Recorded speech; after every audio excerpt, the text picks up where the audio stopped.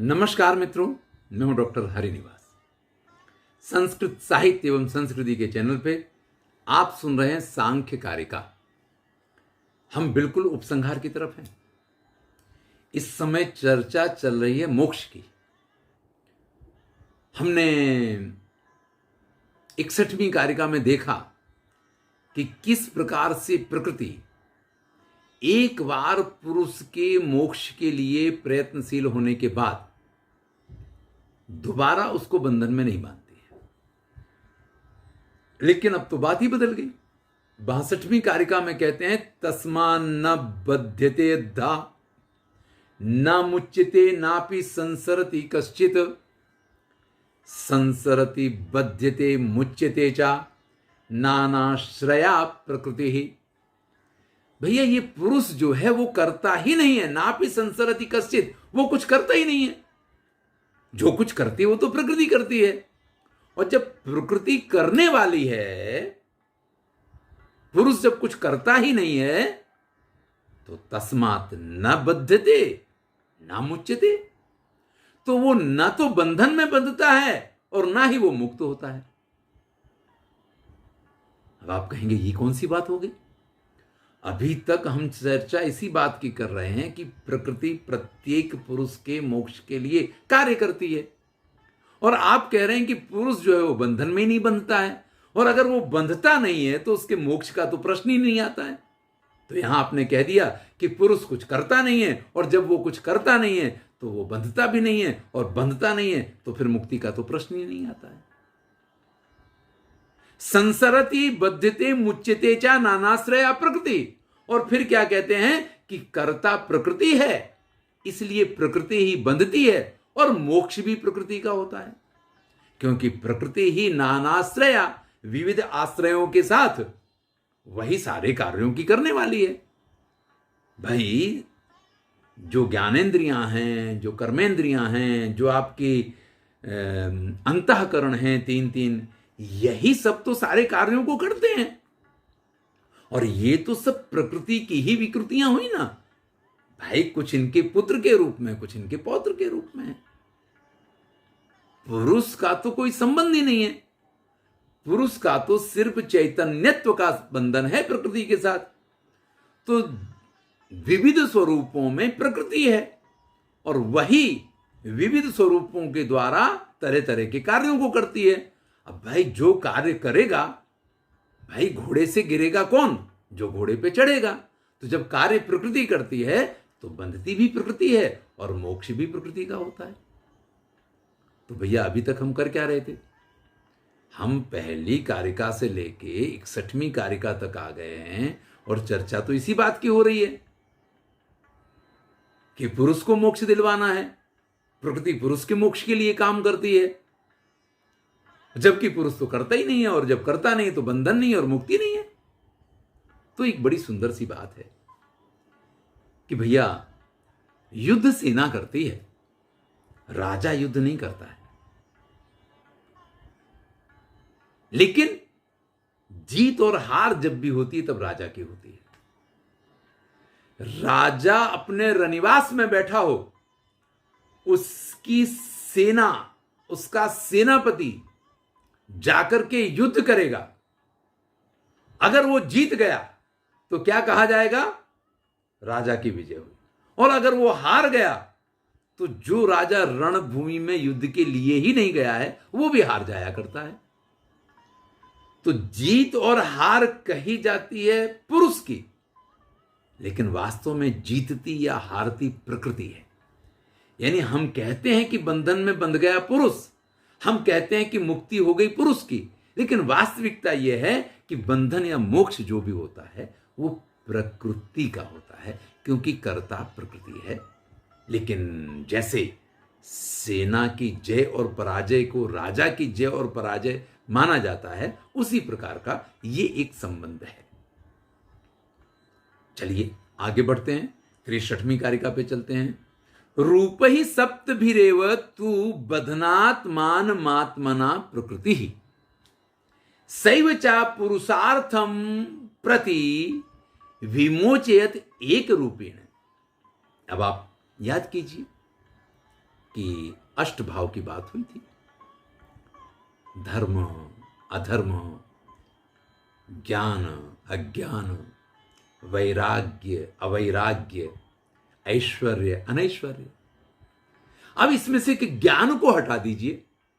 धर्म, अधर्म, अज्ञान, वैराग्य, अवैराग्य, ऐश्वर्य, अनैश्वर्य, ये जो 7 भाव हैं, इनके द्वारा अपने क्रियाकलापों में लगी हुई प्रकृति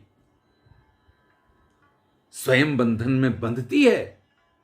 और कहा जाता है कि पुरुष बंधा, क्योंकि तब पुरुष का उसके साथ एक, जिसको आप कहें कि दोनों का बंधन है। प्रकृति अचेतन है, पुरुष चेतन है, उसने उसको चैतन्यत्व प्रदान किया और इसके बदले में प्रकृति सब कुछ उसके लिए करती है, जैसे सेना राजा के लिए करती है। तो जब वो पुरुष के लिए करती है तो ये माना जाता है कि धर्म, अधर्म, अज्ञान, वैराग्य, अवैराग्य, ऐश्वर्य, अनैश्वर्य, सप्त भी इन 7 भावों के द्वारा वह प्रकृति स्वयं बंधते हुए पुरुष को बांधती है। और स्वयं ही जो एक भाव ज्ञान है, उस ज्ञानात्मक एक भाव से उस पुरुष के मोक्ष के लिए, उसके अपवर्ग के लिए प्रयास करती है या उसको सिद्ध करती है। तो इसको यहां 63वीं कारिका में यही कहा कि रूप ही सप्त भी एवर, उन 7 रूपों के द्वारा बधनात् आत्मनम आत्मना प्रकृति, प्रकृति स्वयं स्वयं को बांधती है। पुरुष नहीं बनता है, प्रकृति स्वयं को अपने आप ही बांधती है। सैवचा पुरुषार्थम, और फिर पुरुष के लिए, क्योंकि पुरुष को मोक्ष दिलाना है। नहीं, पुरुष से खुद को मुक्त होना है। इस बात को आप यहां मान सकते हैं, विमोचयत एक रूप। अब क्यों पुरुष की मुक्ति की बात करते हैं? क्योंकि ज्ञान जो है वो पुरुष के लिए ही प्रयत्न है।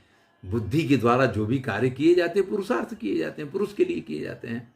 तो यहां ज्ञान जो है वो पुरुष को होना है, और जब पुरुष को ज्ञान होना है तो उसी की मुक्ति मानी गई है। इस प्रकार से इस बात को यहां पे कि स्वयं प्रकृति अपने 7 रूपों के द्वारा खुद को बंधन में बांधती है, और फिर एक भाव जो ज्ञान भाव है उसके द्वारा पुरुष के मोक्ष के लिए स्वयं ही प्रयत्न करती है।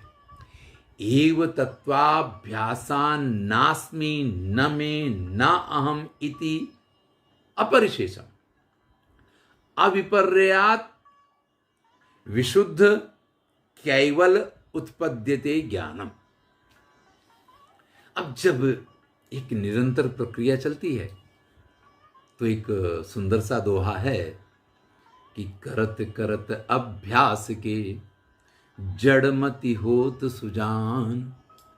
भैया अगर अभ्यास किया जाए तो जड़ बुद्धि हो ना, वो भी बुद्धिमान हो जाती है। बड़ी सुंदर उपमा दी है, दोहा आपने सभी ने सुना होगा कि रसरी आवत जात है और पत्थर पड़त निशान। रस्सी तो कितनी कोमल होती है और पत्थर कितना मजबूत होता है? कोई अगर हमारी बात नहीं सुनता है तो हम उसको कहते हैं कि पाषाण हृदय है, पत्थर हृदय है ये व्यक्ति। इतना कठोर पत्थर को माना गया है, और रस्सी उसके ऊपर घिस घिस के उस पत्थर में भी निशान बना देती है। तो कोमल रस्सी से भी कठोर पत्थर पे जैसे निशान बनाया जा सकता है, इसी प्रकार से जब हम अभ्यास करते हैं, जब हम एक ही कार्य को बार बार करते रहते हैं, तो अवश्य ही हम सुजान हो जाते हैं, सुज्ञ हो जाते हैं, ज्ञानवान हो जाते हैं। इस बात को यहां कहा गया है एवं तत्वाभ्यासात, इस प्रकार से तत्वों का अभ्यास करके। क्या अभ्यास करना है? कि पुरुष तो भैया बंधन में बंधते ही नहीं है। क्यों नहीं बंधता? क्योंकि वो तो करते ही नहीं है, और जब वो करता नहीं है तो बंधता नहीं है, जब बंधता नहीं तो मुक्ति काहे की है? ये धर्म, अधर्म, अज्ञान, वैराग्य, वैराग्य, ये जो कुछ है ये सब प्रकृति करती है और प्रकृति ही उसके बंधन में बंधती है। नास्मि, मैं नहीं, ना अहम, न मैं, कुछ मेरा नहीं, मैं भी कुछ नहीं। इस प्रकार का निर्विशेष ज्ञान हो जाता है। मैं कौन? ये शरीर नहीं, ये तो प्रकृति है।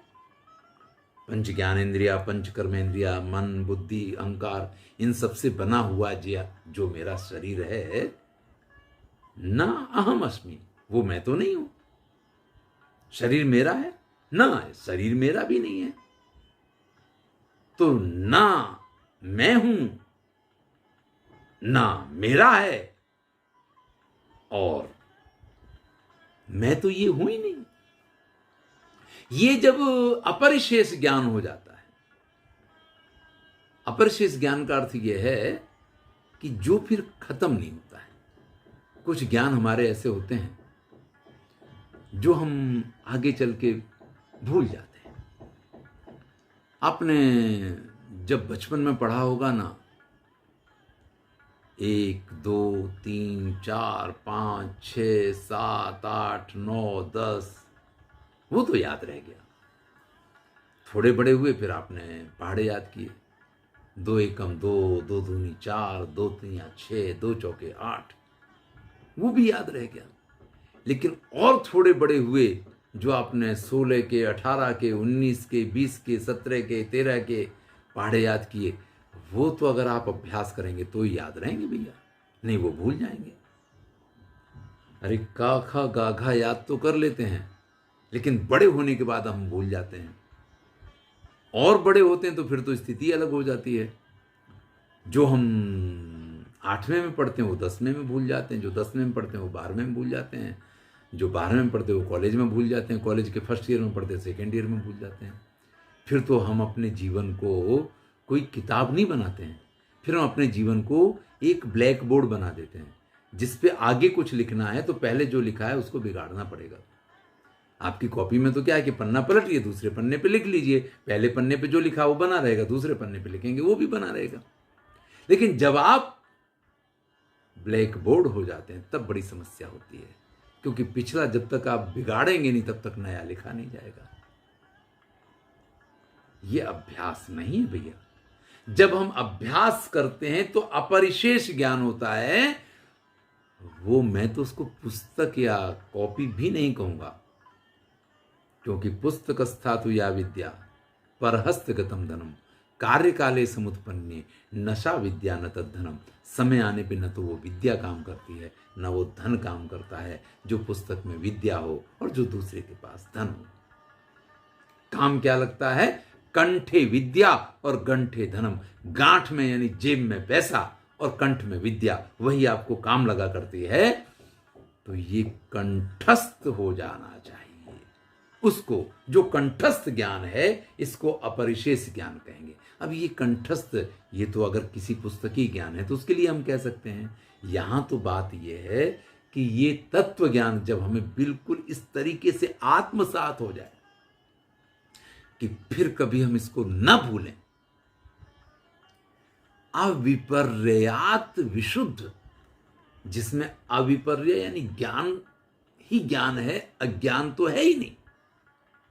और विशुद्ध, केवलम उत्पद्यते ज्ञानम, तब उसको कैवल्य ज्ञान कहा गया है कि इस प्रकार के ज्ञान की प्राप्ति तब होती है। फिर से समझ लीजिए, मैं ये शरीर नहीं हूं, ये शरीर मेरा नहीं है।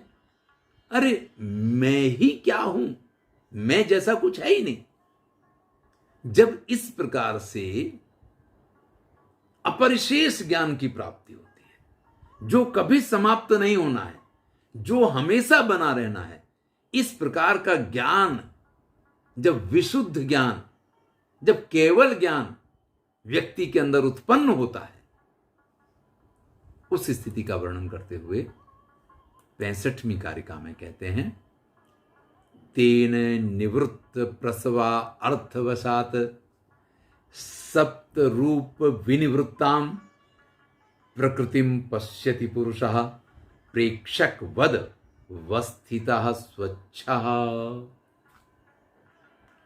फिर वो पुरुष जो है ना, इस सारी चीजों से निवृत्त हो जाता है। शरीर क्या कर रहा है? सुबह सो के उठ रहा है, क्योंकि सुबह सो के उठना उसका काम है। ब्रश कर रहा है, उसका काम है। स्वच्छता के लिए स्नान कर रहा है, उसका काम है। उसको भोजन करना है। ये सारी इंद्रियों के कार्य हैं और इंद्रियां अपने हिसाब से वो सारे कार्य कर रही हैं। प्रकृति में जो कुछ हो रहा है वो एक प्रक्रिया का भाग है। और वो जब प्रक्रिया का भाग है तो जो होना है वो तो होना है। इसमें मैं कुछ कर रहा हूं, मेरे द्वारा हो रहा है, मेरे लिए हो रहा है, मुझे करना है, इस प्रकार की भावनाएं नहीं रहती हैं। फिर वो जो 7 भाव है ना, धर्म, अधर्म, अज्ञान, वैराग्य, अवैराग्य, ऐश्वर्य, अनैश्वर्य, इन 7 भावों से रहित होकर के, ना मैं कुछ कर रहा हूं, ना मेरे लिए कुछ हो रहा है, ना मुझे किसी की जरूरत ही नहीं। ये तो सारी एक प्रक्रिया है जो चल रही है। इस प्रकार से प्रकृति के द्वारा किए जाने वाले प्रत्येक कार्य को बिल्कुल सिर्फ देखने का काम करता है, उससे बिल्कुल निर्लिप्त हो जाता है। अब देखिए, श्रीमद् भगवद गीता में इसी को अनासक्ति कहा है। ये अनासक्ति योग है। और यहाँ ये 25 तत्वों का ज्ञान होने के बाद जो पुरुष है वो इस स्थिति में पहुंच जाता है कि प्रकृति जो कुछ कर रही है वो करता है, उसको अधिकार है, वो कर सकती है, मेरा उससे कोई लेना देना नहीं है। जो हो रहा है वो हो रहा है। जब ये प्रेक्षक भाव पुरुष के अंदर आ जाता है तो फिर वो सीधी सी बात है कि मुक्त हो जाया करता है। फिर शरीर होते हुए भी वो मुक्त रहता है। ये सारी चर्चा हम अगले वीडियो में करेंगे। मैं हूं डॉक्टर हरिनिवास और आप इस समय सुन रहे हैं सांख्य कारिका, जो अपने उपसंहार की तरफ अग्रसर है। इसके बाद 2 वीडियो और आएंगे। एक वीडियो मोक्ष का और दूसरा वीडियो उपसंहार का। और फिर हम एक नए विषय में प्रवेश करेंगे जिसकी चर्चा हम पहले कर चुके हैं कि इसके बाद हम प्रारंभ करेंगे वात्स्यायन ऋषि के काम सूत्र का। धन्यवाद। मैं हूं डॉक्टर हरिनिवास।